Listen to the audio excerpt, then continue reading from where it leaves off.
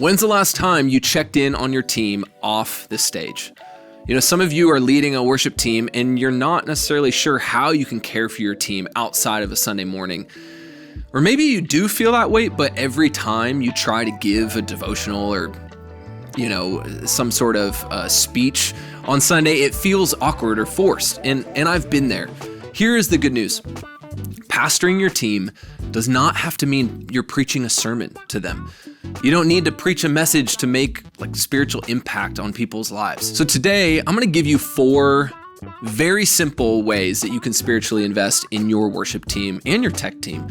And this is going to really help people feel like you're actually leading them and less like giving them a speech or just trying to fill a role on Sunday morning. So let's start with the most practical win. Surprise, surprise, it is a team night.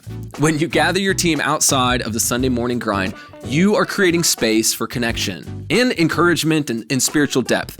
And no, you do not have to plan a revival service. You can literally say something like, hey, let's hang out, eat together, worship together, take a few to reflect on what God is doing in our team. And we've actually built a free team night guide. We talk about it all the time. It'll help you do exactly that. It gives you ideas for planning out your team night. We'll link it down in the show notes below.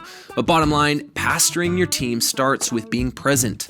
You don't have to be perfect. And the team night is going to give you the space to do that. Moving on to tip number 2, share a table, not a TED Talk, right? It's actually really powerful and very simple. Just get lunch.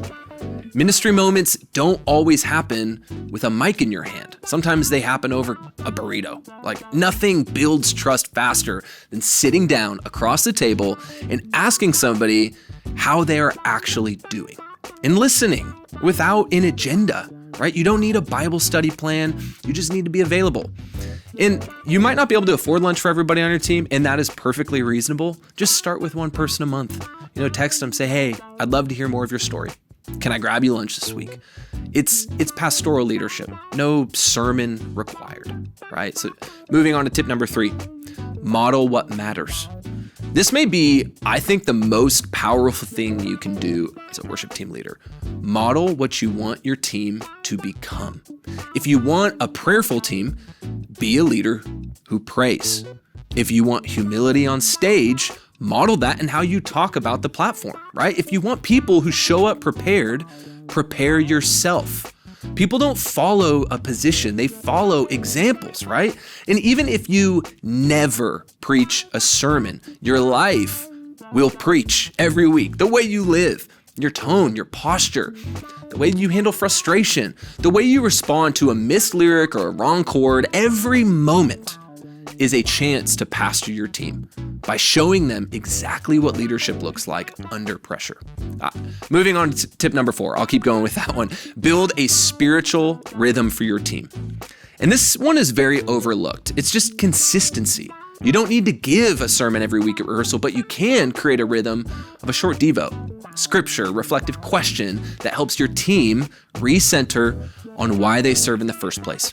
This isn't about being deep or dramatic. It's just about helping your team stay rooted in the gospel mission. To remember, they're not just techs.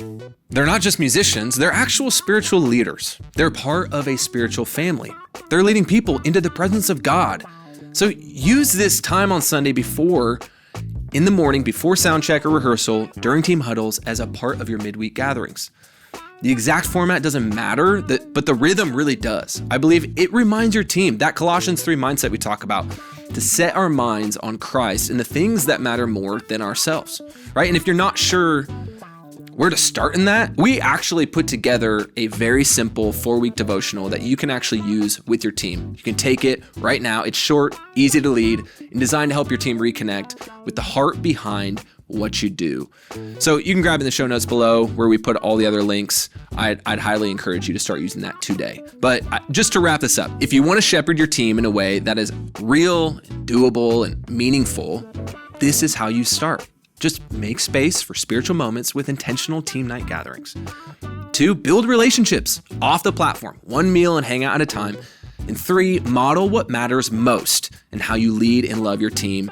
Finally, stay rooted, spiritual rhythms, practicing devotion to what matters most. You do not need a mic and a message to be a spiritual leader.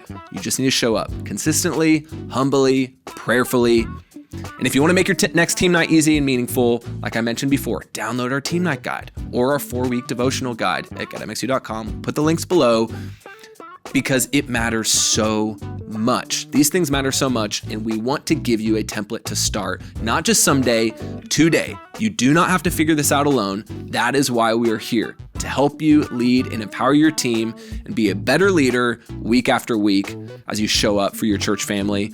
Thank you so much for joining today, and we'll see you next time.